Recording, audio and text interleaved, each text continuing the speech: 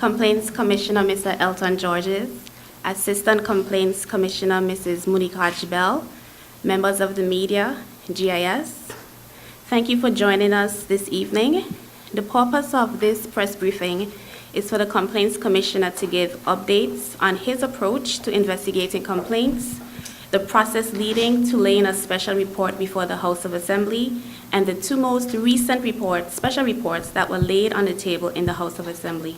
And I will invite Complaints Commissioner Mr. Elton Georges to make his presentation.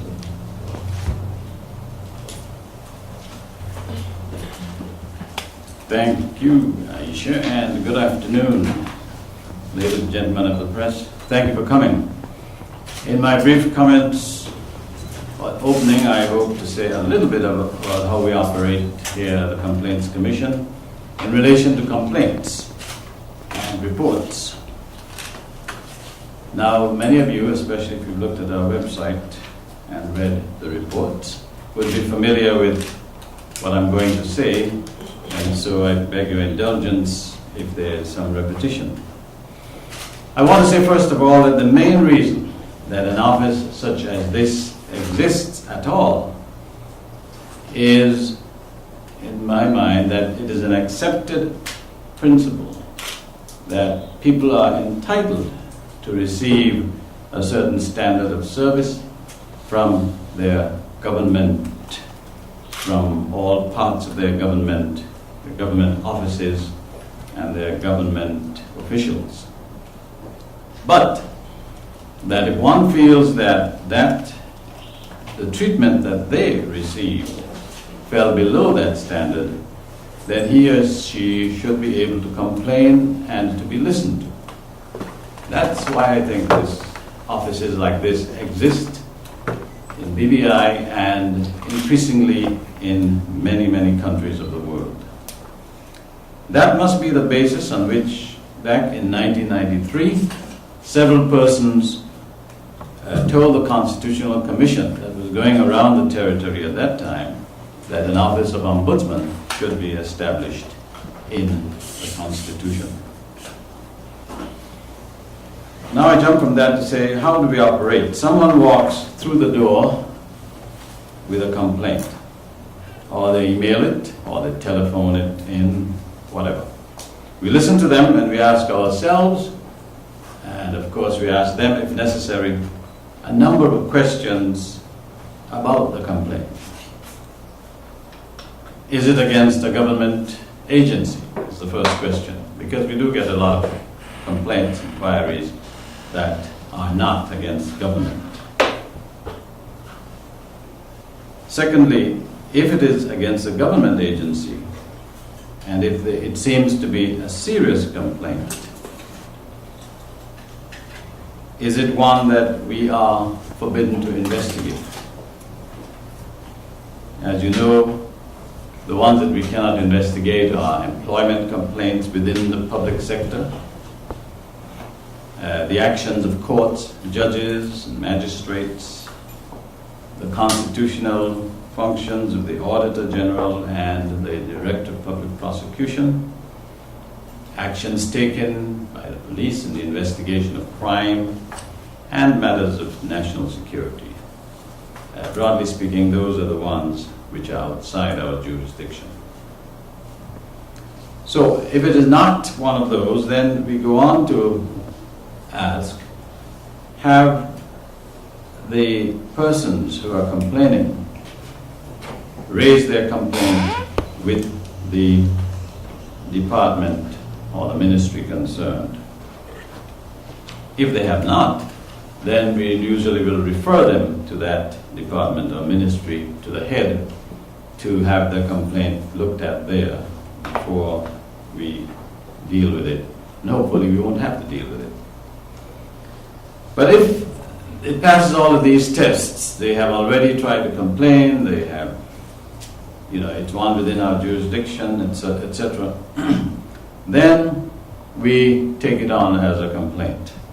But the first thing that we do still is to approach the head of the agency. And I say agency because, as you know, we take complaints against all of government, the government departments, as well as the government statutory bodies and corporations.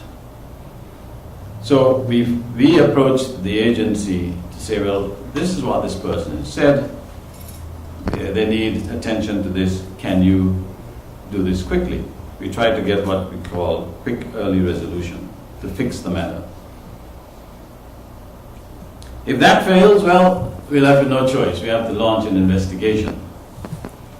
In doing so, we follow the procedure that's laid down in our law. We gave a notice to the head of the department or the agency concerned that we are going to come to investigate. We asked for their comments. At this stage, they can still say, hold it, we are going to address this matter in short order, so you may not need to investigate. The investigation could be still called off. But if not, then we proceed with the investigation, and as you would guess, that entails questioning most of the government officials, at least a good number of the government officials who are involved in the matter, and looking at all the documents concerned, etc. On concluding the investigation, we then write a report. This is what we're required to do in the law. We write a report on what we found, and this is not in the law, but it's our practice to send that report as a draft report to, again, the head of the agency. And in many cases where it deals with a government department that reports to a ministry, we will send it to both the ministry and the department head. And the purpose of that is for them to look at it, to tell us whether they see anything inaccurate in the facts as we've laid them out, as we've found, and in our opinions on those facts, if they want to raise a query about it, we can, and so on. At that stage where we have not finalized the report or anything, we are also required by law to advise anyone that we feel that we might criticize in the report, or if we feel we might criticize a whole department in the report, we are asked to give the head of that department or any individual who's in that situation a chance to appear before the commissioner, before me, either in person, the law says, or by a legal representative. We can have an attorney appear for them to put up any representations that they have with regard to what it is that we say we have found. So that safeguard is there, and that opportunity is provided. So according to what happens now at that stage, that is after we've sent the draft report for comments, after, if anyone takes advantage of that opportunity to appear, after that has happened, then we will look at the report again, and if we see it's justified, we may review or rewrite certain portions of the report. So when we've gone through that, then we come to the final report, final investigation report, in which we now include our recommendations, my recommendations, to make good any wrongs that we have found, and we finalize that investigation and we send it to the head of the agency. In practical terms, this means I send it to the head of the department, or to the permanent secretary, or to both very often, or in the case of a public authority, to the CEO and or the chairman. Now I usually give a time for them to respond, 2 to 3 weeks, initial responses to what action they propose to take on the report, on the recommendations, and we continue to monitor their response. That means that, of course, that we chase them up every few weeks to say what is happening if we have had no responses. And we are especially concerned as to what they are doing to make things right to the person who may have been badly treated. So when this period grows now, weeks turn into months and no action that I consider to be adequate or appropriate is taken, then I have to begin thinking in terms of submitting a special report to the House of Assembly. This is a step that we try to avoid because in a way it represents a kind of a failure. We have failed to get the government to act on our recommendations in a meaningful way, and because we spend so long trying to do that is why so many special reports come so long after the fact. In some cases our special reports have gone nearly a year after the initial report. At this point where I'm beginning to think special report, again I have to go back and advise the head of the agency that we're contemplating a special report here, and to request that they provide us with any comments that they have that they would wish to be considered before we take the special report, or any comments that they would wish included in the special report that goes to the House.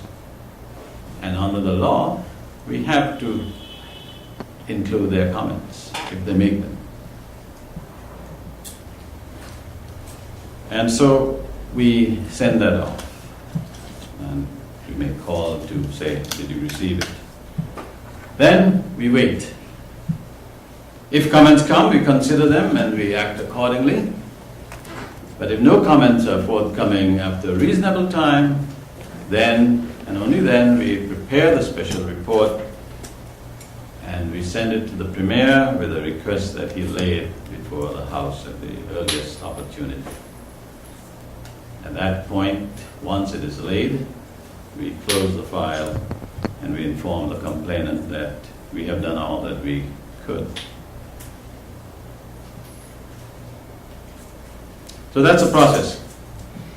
So the 8th and 9th special reports, the complaints that led eventually to these reports would have gone through that process that I just described with, slight variations always. Every complaint has its own dynamics and, maybe little variations in the time in which things are done and so on. But if you read the reports themselves, you can see that we went through a process something like that. In the case of the labor complaint, which is the 8th special report, that was originally made to the governor. He sent it on to us, saying, would you handle this? It's something for you to handle. And in that case, we had to move very quickly because the immigration status of the complainant, whom we call Ernie, was tenuous. And we had to give notice immediately to Labor and Immigration that we were launching this investigation, and therefore we needed to have this person in the territory in order to proceed with the investigation efficiently. In the case of the Seacole Bay matter, we, of course, as we said we do, we initially, when it came to us, we said to the ministry, now, we have this report, it's almost too hard to believe, but if it is so, would you now process this application, sorry. And initially, we were assured that yes, we were going to do that until they came back with the information that, sorry, we can't do anything because we cannot locate a Seacole Bay development plan. An approved Seacole Bay development plan. At which stage we were left with no alternative but to investigate and report.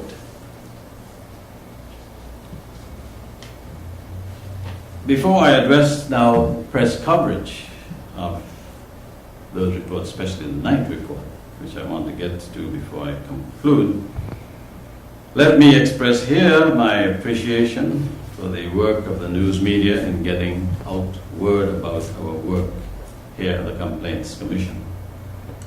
It is very important work that you do in that area, and especially in the face of inaction from government and the House of Assembly. The role of the media becomes even more important in letting the public know what is going on in regard to the work of this commission. The Ombudsman of Ontario, Andrew Marin, who is one of the most renowned in the world, he ranks the press in Ontario as his most important ally. I'm especially grateful to those in the press here who take the trouble, interested enough to go into some depth on their stories and to check with us on any questions they have or on our website to get accurate information. And beginning even before this special report, I think, but in any case, we have started circulating to you by email copies of special reports as soon as they are laid in the House, as well as we place them on our website. And we are, of course, open to questions that any of you may have after you have read the reports. In fact, I did intend to have a press conference after these reports were laid, but our annual report is drawing near, and I have to have a press conference for that too, so I was wondering whether to have two. I would expect at a minimum, however, from all members of the press that when someone approaches them with a claim or a view about a report or about this office's work, that they would check with us to get our side of the story before going into print or broadcast. This, I believe, is part of a normal, professional modus operandi in journalism. In specific reference to the ninth report, given what I've said about how we go about our work, you would expect, I'm sure, that the former Minister of Natural Resources, the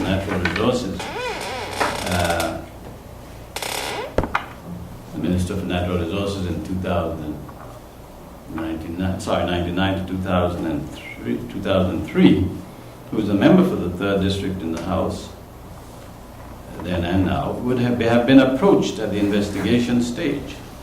And you would be right. Mr. Fraser, who is the member, the Honorable Julian Fraser, according to a news story, gave his opinion on my findings in the report, as is his right. What he failed to disclose, however, is that, and he probably wasn't asked, is that he was given every opportunity to make his input into the investigation. I did in fact write to him last December to invite him to testify. My actual words were, it would be of invaluable assistance for me to learn all that you know about this application in your capacities as district representative and previously Minister for Natural Resources and Labour.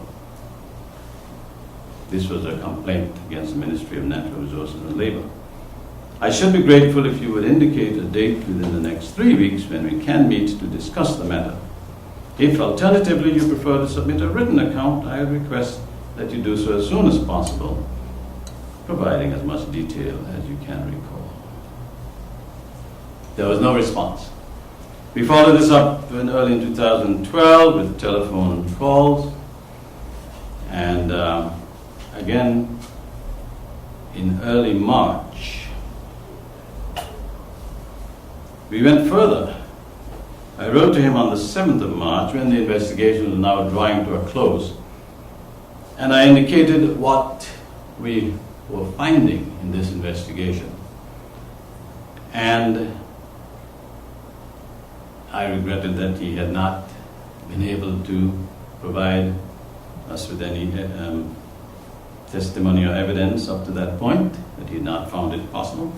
But I indicated what we are finding, and as I said above, is required in the law, I offered him the opportunity to appear before me, either in person or by his attorney, to be heard on criticisms that would appear in the report that may relate to him.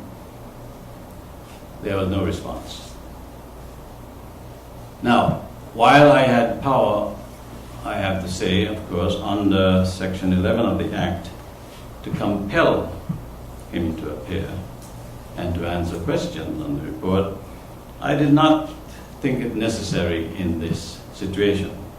Because while the evidence he could give was very important indeed, I didn't think it was so indispensable to coming to conclusions in the report that it would warrant using that power, which is provided in the Act, to get evidence.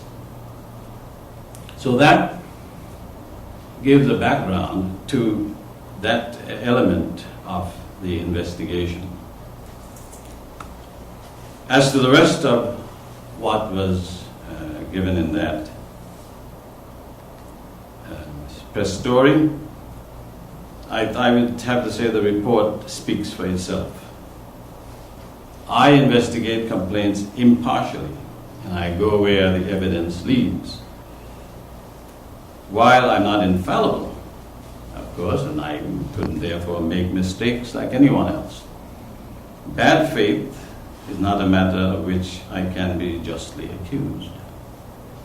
I stand by the opinions which I expressed in the report, and I'm quite prepared to defend them. But I would also like to say that all of this must not distract from the basic fact that a citizen has been wrongly treated by her government. And the thing that I want to do most today is to use this opportunity to again plead with the government to do justly by this citizen. And now, if I may use a quip by Mr. Henry Kissinger, do you have any questions for my answers? Do you have any questions for the answers that I have? As far as you know, has there been any more action on the CFSB application? Have there been any more? Any more action at all, like since the report and? I have no idea. I'm not following that up. I'm just concerned about this complainant getting her just desserts. So the answer is I don't know, no. So George's Zan Lewis ZBPI Radio. He made mention in terms of what would have gone through with the minister at that time, Julian Fraser. Was he a minister at that time? He was minister when the application went in of natural resources and labor, yes. Okay, and you said that under the law, you could have compelled him to give evidence. No, not at that time. He didn't even have the office. I'm saying now. After that, what he went through, they would have compelled him to give evidence after going through all the different measures. I'm not sure I'm understanding you. I'm saying I was investigating this matter, beginning late last year into early this year.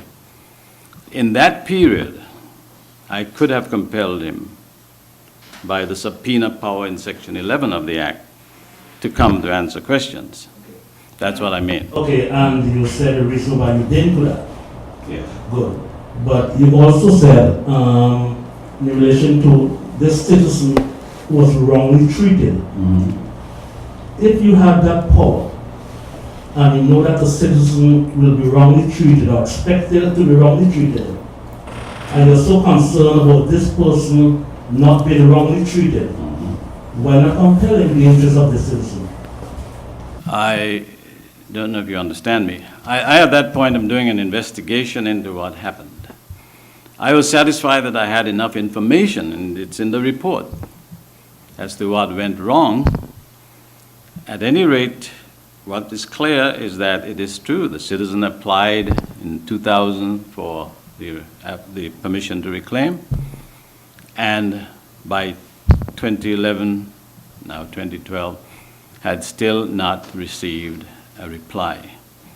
Now, in the investigation stage, I'm only looking for information because I can't, this is not the point at which I'm saying do right by the citizen. I'm saying that when I turn in my report, I make recommendations as to what to do, and that's all I can do. Now, compelling him to come and answer questions would only be the matter of getting information, which as I said, I made a judgment. If you have a power like that, the subpoena, you don't use it lightly. I mean, it would have to be, you know, in my judgment, I would have to really be unable to come to a conclusion without getting this evidence, getting safe evidence on which to come to a conclusion. Good afternoon, Lord. French Levi Platinum. I'm wondering if the citizens' application hinged so much on the Seacoast Bay Development Plan, why wasn't Section 11 activated so you could get more information on the Seacoast Bay Development Plan? Well, because in my judgment, again, I have to say it again, in my judgment, that was not really a great issue. Okay? The basic thing, the problem here is this. The citizen applies in 2000. In 2001, they're told that the application is deferred pending an approved Seacoast Bay Development Plan. They don't get a response, and in 2011, they're again told about this plan. Okay? So I now have to find out, well, where is the plan? Basically, where is the plan? Why wasn't this plan produced in the usual way, which is to get the Town and Country Planning Office to produce the plan, and so then we can get back and look at this application and deal with it. And it was in the quest to find what was this plan, or what this plan was about, that this other Seacoast Bay Harbor development thing came into view. And that's where I say it seemed to get mixed up off the rails.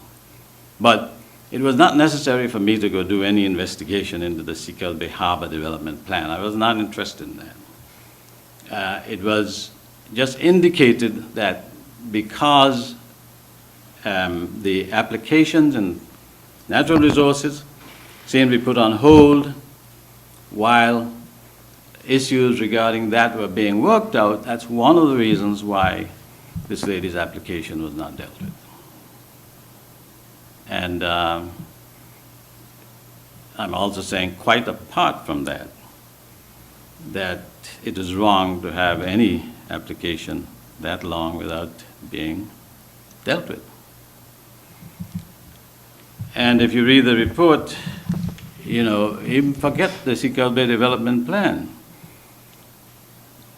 The government, forget the Seacoast Bay Harbor development. Now, you don't want to get that mixed up. The government's own technical review committee said this thing fits in with the planning that we know of for Seacoast Bay. It should be approved, yet it wasn't approved.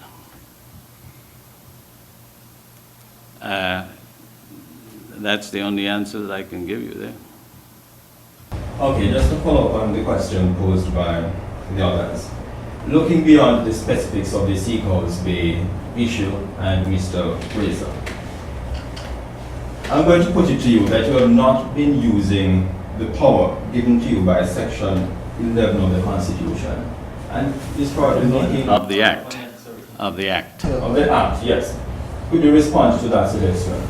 I have not used it. I have not ever used it because I have not found it to be, to my judgment, essential to do so in any of the investigations I've done up to this time. This is not to say that it may not become necessary in the future. But it's a very serious power. I mean, it's the power of a court to subpoena somebody to appear. The investigations that I have done, for the most part, with very few exceptions, and this is one, most of the people that we've asked to come to give evidence have done so.